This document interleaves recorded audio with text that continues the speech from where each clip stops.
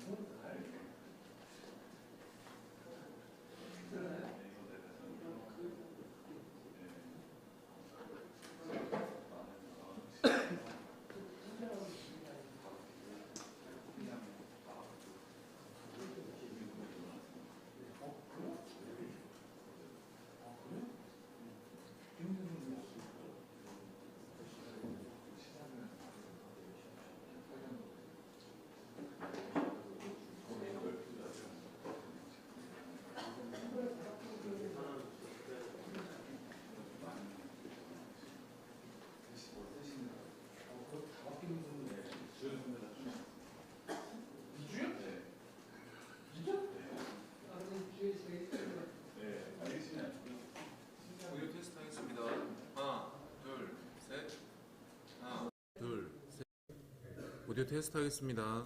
하나, 둘, 셋. 하나, 둘, 셋.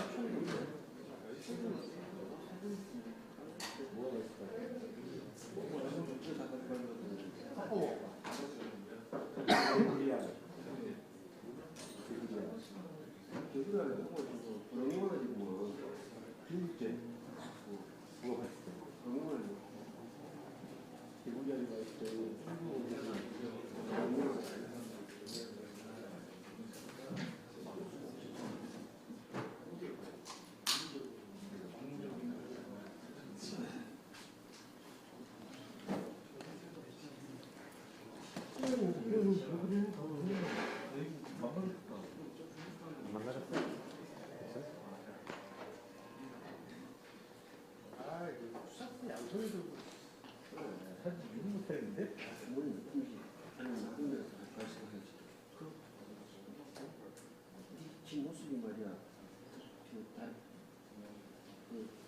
입이 있는 먹이 물고 있는 거. 뭐지? 개 같은 거. 못 먹으면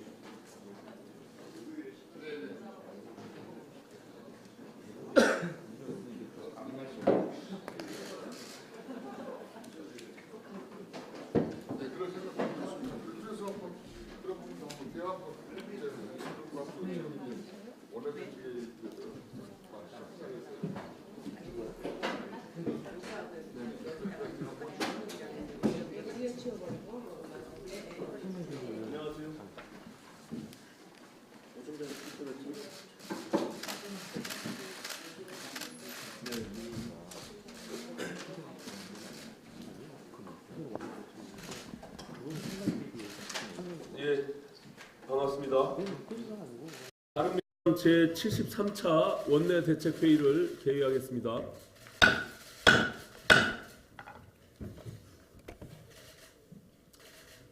지금 예결위가 어제 밤새 진행하고 오늘 아침에 간사간에 다시 만나서 협의를 했는데 그 총액 삭감과 그 금액 부분에서 다소 이견이 있는 것 같습니다. 조금 전에 제가 연락을 받았는데 마지막까지 잘 합의가 돼서 오늘 예정돼 있는 본회의가 원만하게 잘 진행되기를 바라는 마음입니다. 여야 간 극단적인 대치로 벼랑 끝 상황까지 갔던 정기국회가 다행스럽게도 최악의 파국은 피할 수 있게 됐습니다. 그동안 정쟁에 묶여있던 새 예산안과 민식이법 등 민생 법안들이 잠시 후 10시부터 열리는 본회의에서 여야 합의 처리로 진행되기를 바랍니다. 선거법 등 패스트트랙 법률 문제로 전국이 소란스러운 상황에서 여야 3당이 다시 얼굴을 마주보고 앉게 되어 천만다행입니다. 4+1 협의체라는 사설기구에서 불법으로 심사한 예산안이 본회의에 상정되는 나쁜 선례를 막아낸 것도 다행스러운 일이 아닐 수 없습니다. 이런 대화 분위기가 막바지에 이른 패스트트랙 협상에서도 이어지기를 기대하고 있습니다. 거듭 강조해서 말씀드립니다만 상대가 있는 협상에서 100% 내 뜻을 관철시킨다는 것은 지나친 욕심입니다. 최선이 아니면 차선을 선택해서 최악을 피하는 길이 가장 현명한 길입니다. 그런 의미에서 자유한국당에 다시 한번 촉구합니다. 계속해서 무조건 반대만 외치면 민주당은 엉뚱한 곳에서 만든 엉뚱한 패스트트랙 법률안을 강행 처리할 것입니다. 법률이 정한 절차를 몸으로 막는 것은 한계가 있는 일입니다. 남은 기간 진전된 입장을 가지고 협상에 나서야 최악을 피할 수 있습니다. 이제 다음 주 12월 17일이면 내년 총선 예비후보자 등록이 시작됩니다. 12월 17일 이전에 국회가 선거제도 개편에 대해 가부간 결정을 내려야 총선 준비에 차질이 생기지 않을 것입니다. 여야 합의 처리를 전제로 민주당은 공수처의 기소권을 제한하고 한국당은 준연동형 비례제를 수용하는 대타협에 다시 한번 저의 의견을 제안합니다. 패스트트랙 법안을 여야 합의로 처리하게 되면 국회법을 개정해서 정치적 문제가 다시는 검찰과 법원의 판단에 맡겨지는 일이 없도록 고쳐 나가야 할 것입니다. 20대 국회의 파국을 막기 위한 민주당과 한국당의 전향적인 태도 변화를 당부드립니다. 북유럽 선진국인 핀란드가 만 34세의 세계 최연소 총리 탄생을 눈앞에 두고 있습니다. 핀란드 의회의 제1당인 사회민주당 소속 산나 마린 의원이 그 주인공입니다. 20대 후반에 국회의원이 된 산나 마린은 현재 재선 의원으로 핀란드 정부의 교통 커뮤니케이션 장관을 맡고 있습니다. 물론 역사적 배경이 다르기 때문에 우리나라와 직접적인 비교는 어렵겠지만 그런 점을 감안하더라도 20대 젊은이들이 정치에 참여하고 공직에 진출하는 것이 너무나 자연스러운 유럽의 정치 문화는 우리가 배워야 하는 일이라고 생각합니다. 청년 정책이 가면 갈수록 꼬이는 이유는 요즘 청년들이 어떤 고민을 하고 사는지 전혀 이해하지 못하는 기성세대들이 30년, 40년 전에 본인들 고민을 기준으로 청년 문제를 재단하고 면피성 대책을 내놓기 때문입니다. 물이 고이면 썩기 마련입니다. 30년 전 민주화를 주도하고 20년 전 젊은 피 열풍을 일으켰던 586 세대들이 내년부터는 60대에 접어듭니다. 그런 의미에서 내년 총선에서 가장 크게 불어야 하는 바람은 세대 교체의 바람이라고 생각합니다. 20대, 30대 청년들이 주저없이 정치에 참여할 수 있도록 정당의 문호를 개방하고 당선 가능 지역과 비례대표 당선 가능권에 전진 배치하는 것이 한국 정치의 동맥 경화를 방지하는 길이 될 것입니다. 여성의 정치 참여 확대를 위해 제도적 장치들을 마련했던 것처럼 청년의 정치 참여를 확대하고 세대 교체를 촉진시킬 수 있는 방안들을 내년 총선에서 강구해 나가도록 하겠습니다. 이상입니다.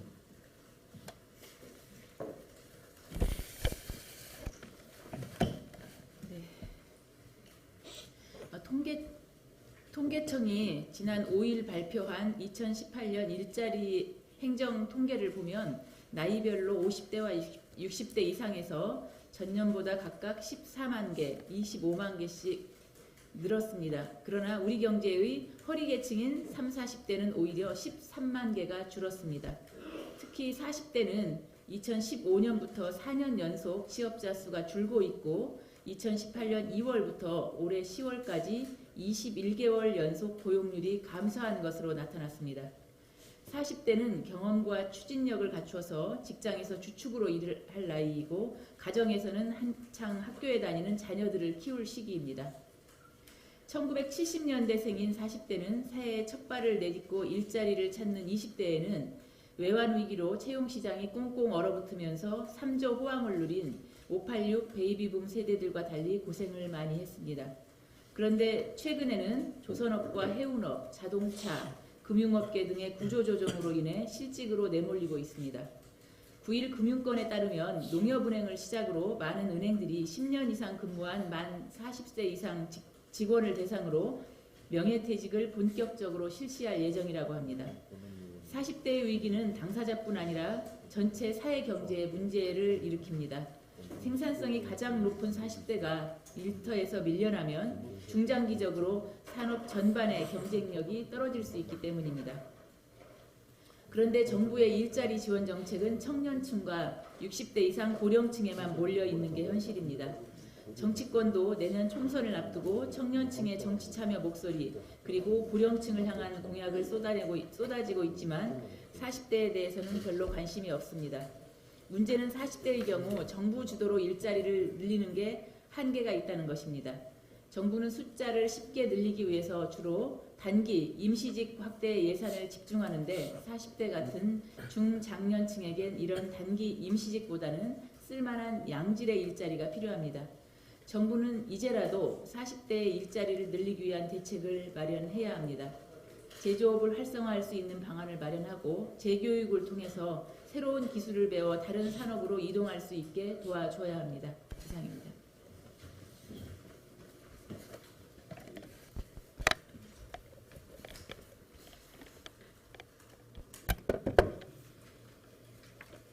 태평양 전쟁 당시에 위안부 피해자 동원에 일본군의 개입을 뒷받침하는 일본 정부의 공문서가 또다시 발견되었습니다. 일본 매체인 교도통신은 일제 강점기 당시에 주중 일본 영사관이 외무성에 위안부 필요성과 그 수요를 밝힌 내용을 보고한 기밀 문서를 확인했다고 보도했습니다. 해당 문건에는 중국 현지에 진격한 일본군 병사 70명당 위안부 1명이 필요하다는 내용뿐 아니라 목표 시기를 정해놓고 위안부의 증가를 요청하는 내용, 특정 지역에 위안부를 요청하는 내용 등이 포함되어 있습니다. 이는 위안부의 강제 모집이나 송출 등 관의 개입 사실 자체를 전면 부인해온 아베 정부의 주장과는 전면 배치되는 것으로 일본군과 정부 차원에서 계획적이고 주체적으로 위안부를 동원해 전쟁터로 보낸 것임을 입증하고 있습니다.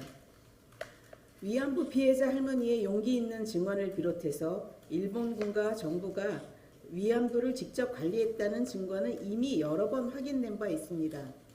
이 때문에 유엔 및 국제사회에서도 일본군 위안부 문제를 반인권적 범죄로 정의하고 일본 정부의 공식 사죄, 법적 배상, 책임자 처벌 등을 권고한 것입니다. 그럼에도 불구하고 그동안 일본 정부는 위안부 피해자 동원의 강제성을 인정하지 않아 왔으며 일본 우익 등을 중심으로 파렴치한 역사 왜곡을 자행해 왔습니다. 일본 정부는 역사적 진실을 인정하고 전시 성폭력이라는 반인권적인 범죄 행위에 대하여 피해자들에게 진심 어린 사과에 나설 것을 촉구합니다. 이제 위안부 피해 생존자는 고작 20명밖에 남지 않았습니다. 우리 정부 역시 위안부 피해자의 명예와 존엄 회복을 바탕으로 한 정의로운 해결 방안을 모색하기 위해 최선을 다해야 할 것입니다. 또한 바른미래당도 초당적 협력을 다할 것을 밝힙니다.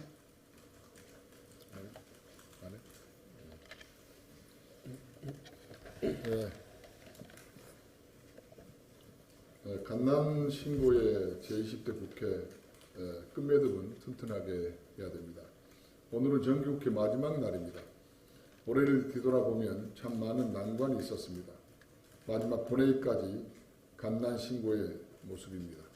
최악의 국회라는 오명을 안고 있는 제20대 국회가 가진 고초를 겪고 몹시 힘들고 괴로워하고 있지만 끝매듭은 튼튼하게 맺길 바랍니다. 오늘 처리 예정인 이미 법정 처리 시한을 넘긴 예산안 상정, 필리버스터 앞에서 서로 꼼짝도 않던 여당, 왜 역사상 정무후무한 4+1 협의체까지 정말 문제투성입니다. 마치 누가 제일 가는 트러블 메이커인지 경연대회라도 열릴 마냥 서로 불의를 저지르고 있습니다. 예산안 처리에 헌법 시한과 국회 선진화법 취지를 지키려던 여당의 고심은 이해할 수도 있습니다. 그러나 국회를 이런 식으로 강행 처리하려고 한 형태는 과거 독재 시절에도 없었습니다. 마침 어제 자유한국당 새 원내대표가 선출되었습니다. 축하드립니다. 막중한 시기 제1야당 원내대표의 정책 도량에 그런 기대가 아주 높습니다. 늦게나마 자유한국당의 마음을 바꾸어 예산안 처리를 하게 되어서 다행이라고 생각합니다.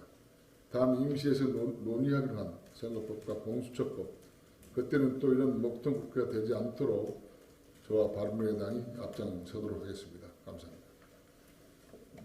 예, 추가 발언 없으시면 비공개로 회의 진행하겠습니다. 협조해 주십시오. 고맙습니다.